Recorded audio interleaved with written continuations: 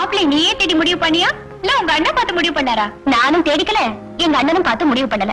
அவரே வெத்தலை பாக்கு பூ பழத்தோட எங்க வீட்டுக்கு வந்தாரு.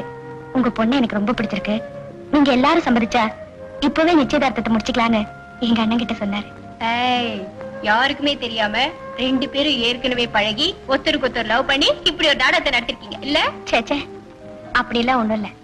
உனக்கு தெரியாம நான் வேற யார்கிட்ட பழகி இருக்கேன்? ஆச்சரியமா இருக்கே. சரி, மாப்பிள்ளை யாரு, எப்படி இருக்கான்? அவரை உனக்கு நல்லா தெரியும். எனக்கு தெரியுமா?